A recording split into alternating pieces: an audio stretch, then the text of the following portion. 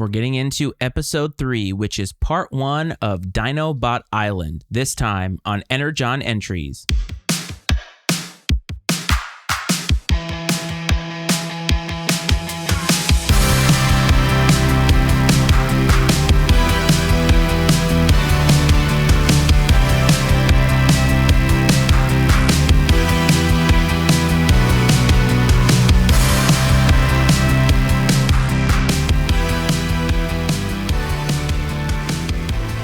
Welcome back to Energon Entries, everybody. As always, this is your host, Matt Freites, and I hope that this finds you well, and I want to thank you for either returning to this podcast or for listening to it for the first time. I hope that you're enjoying it, and if you're new, I hope that you enjoy this content and you stick around for future episodes to come.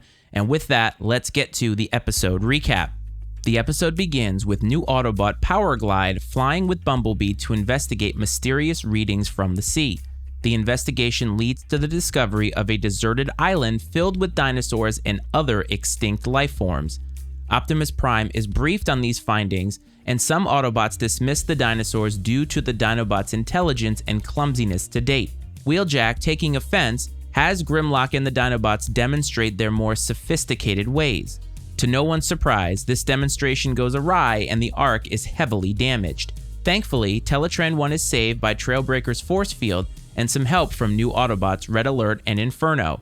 Realizing the Ark is too small for the Dinobots to fully train, Optimus Prime decides this newly discovered Dinobot Island is the perfect place for the Dinobots to train. Upon leaving, the Autobots' plans are intercepted by a lurking Ravage who communicates this to Soundwave.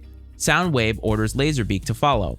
The Dinobots are impressed with their temporary new home, even saving Spike from the clutches of the real dinosaurs on the island. Once Megatron learns of this island and its energy potential, he and the Decepticons go there to rid themselves of the Dinobots. Meanwhile, Spike and Bumblebee encounter a time portal opening in the city, and the emergence of woolly mammoths and what appear to be cavemen. Once on the island, Megatron and the Decepticons use the real dinosaurs to push the Dinobots into a tar pit. The episode ends with a cliffhanger as the Dinobots sink into the tar and the Decepticons stand tall. So the episode opens with what I call a new Autobot alert. We have Power Glide. He's a jet, he has a lot of personality, he's very cocky and definitely sure of himself. He likes to have a lot of theatrics with his game.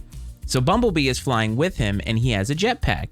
I ask, is this the Autobots trying to find a way to fly more permanently? Because there are questions as to whether the Autobots can fly, and it seems like in certain episodes in Season 1 they could, and it seems like in other instances they can't. So this is the Autobots thinking ahead, which I think is something they don't do quite often enough.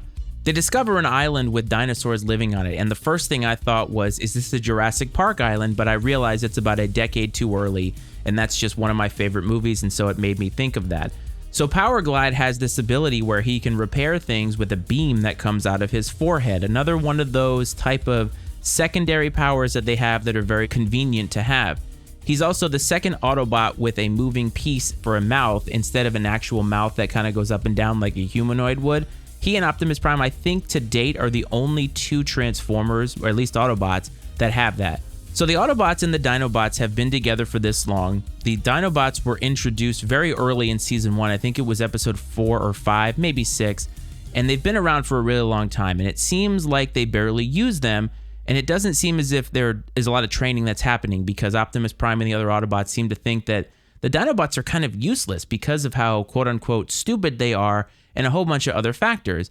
And it feels like this is time now for Optimus Prime to think about a new way to introduce new Autobots to the fold.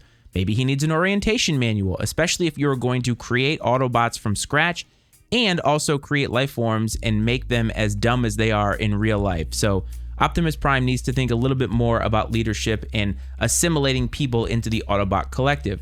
During this demonstration of the sophisticated nature of the Dinobots, we get another new Autobot without any warning, and this is Blaster. He's a boombox. He also plays the same song that Jazz does. I think last episode I talked about how whenever Jazz has to play music, it's always the same song. And Blaster is borderline almost talking jive. He's definitely presented as a cool dude, and he and Jazz seem to be kind of made from the same mold. The demonstration of his music, though, caused the Dinobots to accidentally take out the Ark once again. This always happens. It's like If they're going to demonstrate anything in the arc, something is going to get destroyed. I feel like the Autobots, they've been in Earth for enough time. They need to go in search of a new base. They need to use their technology and build a new base. Take Teletran 1 with them and just do something that's a little bit larger with maybe a few more resources, maybe even a training ground for them. And of course, during this scene, we see a ton of new Autobots that just show up visually, but they don't do any kind of a roll call. And because I'm familiar with the Transformers, I know who they are. We had Red Alert, we saw Grapple, we saw Inferno, and we saw Smokescreen. Again, there's no roll call, but they're just sort of there, and they're helping to clean up the arc, but we don't know where they came from. We get no origin story. They just sort of show up. And even within that scene, you see a bunch of them in this one scene, and then they pan to a cleanup scene again, and there's another one, another random blue Autobot, and this is Trax. A lot of introducing of new Autobots in this episode, but there's really no rhyme or reason, and there's no structure to how it's done. Up until then, the Decepticons have done this. There's been a roll call. You've kind of had a reason as to why there's been new robots. Not here, though. The Autobots are just willy-nilly with this, and we hopefully, in future episodes, will find out where they came from. Whenever it comes to plans that are being unleashed at Autobot headquarters, it always seems that Ravage or Soundwave or some collection of his minions are nearby to intercept these plans. Teletran 1, though, never knows when they're around. How many times does this have to happen for them to fix Teletran's ability to find the Decepticons and enemies near the base? Many times, Teletran 1, who's a supercomputer, supposed to be super smart, can't even find some of them in the base. And so once again, I'm thinking that the Autobots might actually be stupid at this point. If they're not going to adapt, they're just gullible. I hate to use the word stupid because it makes me feel like I'm degrading them, but they certainly don't think ahead, and they certainly don't realize, hey, maybe we should have more security measures in the area, the geographic area around the arc, so that Soundwave can't intercept our plans, because it has certainly been a problem up until this point. And my other question is, why don't the Autobots ever spy on the Decepticons? Maybe it's because that the Decepticon lair is in the water and it's a little bit more difficult to be stealthy there. But my goodness, it seems like there's none of it happening from the Autobots' perspective, all of it happening from the Decepticons' perspective, and no wonder the Autobots have to continually fight from behind when it comes to the battles with the Decepticons. So animation quirks up until this point have really come to showing a different color, having a different voice, something similar. And in this next scene, the animation shows a little bit more of a size discrepancy between Autobots. It's not really an animation quirk, but I think what we're getting to is a little bit closer to the reality of how big and how small some of these Autobots are. I don't think there's any surprise that Bumblebee and Optimus Prime aren't supposed to be the same size, but there are a ton of Autobots in between them that we're not really sure. Hound and Ironhide, are they the same height? Ironhide and Ratchet, they're probably the same height. We're starting to see some of those size discrepancies a little bit more overtly, and that tells me that hopefully the animation is getting better and better. So Powerglide is asked to go and fly to this island because he's going to escort the Dinobots there, which is all well and good. But why in the hell is he taking Spike with him? Spike, to this point, just always gets in trouble, always seems to be in the middle of some situation that has messed up the plans or made things a little bit more difficult. So Powerglide bringing him there, while a nice gesture and a friendly gesture, is it really the right move? I think it may be a little bit misguided. And guess what happens? They get to Dinobot Island, Spike gets in trouble almost immediately. He's saved, he's brought back to a place by Swoop, and then gets in trouble again. He's walking around this island as if it's not a dangerous place. I get that you're fascinated with dinosaurs, but my goodness, they're dangerous. Stop acting like a kid. Your surroundings need to be valued, and you're on an island with dinosaurs that have large, sharp teeth that want to eat you. Maybe stick close to these giant-ass robots that are there to help you. And when the Dinobots hear and say, Spike, he's in trouble, I'm like, stop. No way. No way Spike's in trouble. He gets in trouble all the time. So that actually did make me laugh because I'm like, my goodness, this guy is nothing but trouble, I feel like. When they pan to the Decepticons looking at the Dinobots on this island, when Megatron gets all of this intel, he has a red Decepticon logo on his chest. And that's funny because red is associated with the Autobots, purple with the Decepticons.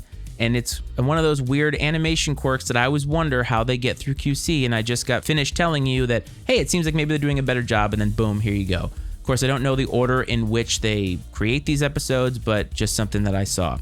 I actually wonder when I'm watching this as a 41-year-old who watched this in real time when I was a kid, when cassette tapes were an actual reality, a way that people listened to music. I wonder if I were to show this to my son when he's a little bit older, 8, 9 years old, maybe 10 years old, where he understands a little bit more about technology in the world. Are kids today confused by the cassette tape? Like when they see Laserbeak or Ravage transform into this rectangular thing with these holes in it and insert themselves in Soundwave's chest, how do they know what that is? Are they confused by it? I wonder if this actually gets questions from kids at a certain age. Maybe not, but the technology certainly dates this cartoon. I don't think the animation does, but the technology does. And so I kind of thought about that, like, wow, that's such old tech. And by the time my son is a little bit older, it's going to be so outdated that I'm not even sure tape decks will be attainable even at like a vintage shop. That's how outdated the technology is. So Megatron and the Decepticons go to Dinobot Island, and there's random new Decepticons that are with them. So now we see new Decepticons and new Autobots just randomly thrown in, and it's the same exact way. There's no introduction.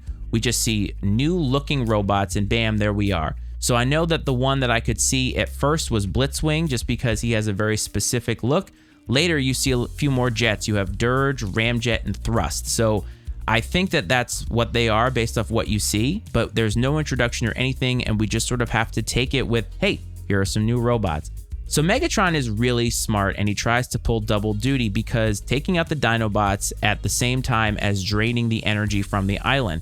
These are two things that have really caused a lot of consternation for Megatron because the energy is very important to his conquest of Cybertron and the universe, and the Dinobots at every turn have really hindered his plans, even taking out the Constructicons. And so doing both, I think, is very, very smart. And it's just like, wow, Megatron seems to think a little bit better about these things, but it's the execution and the finishing of these plans that always gets him.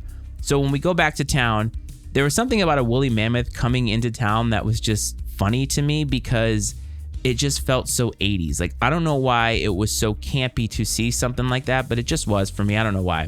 But even when you get back to the island and you think about Megatron again, Megatron truly cares about nobody other than the Decepticons, but really only about himself.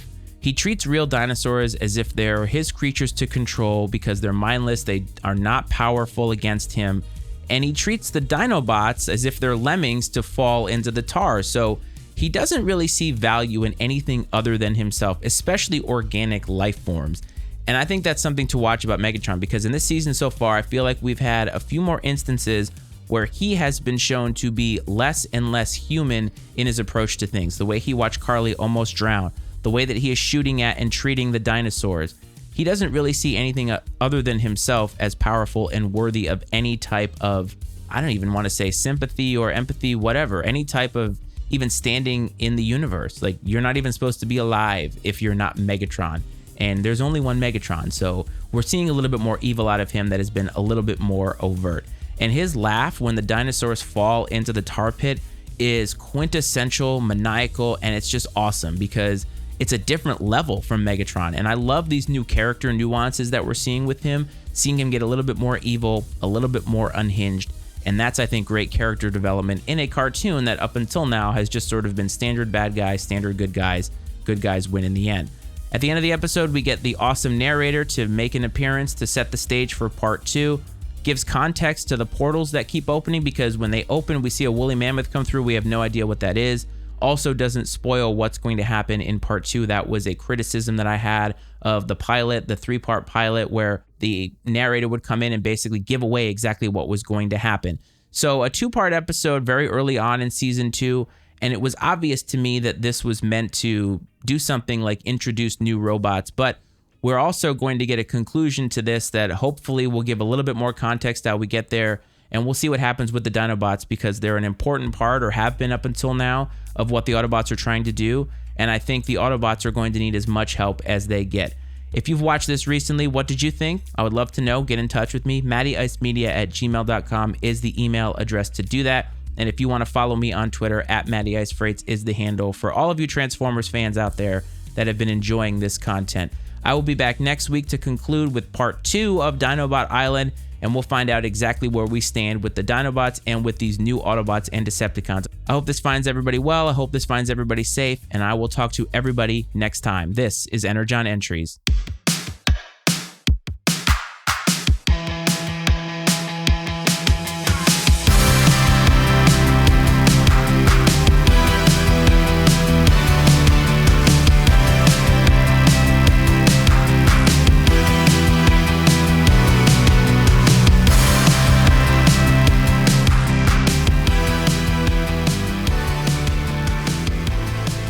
The opinions and viewpoints expressed on Energon Entries are those of Matt Freites and his guests, and not necessarily those of the Matty Ice Media Network.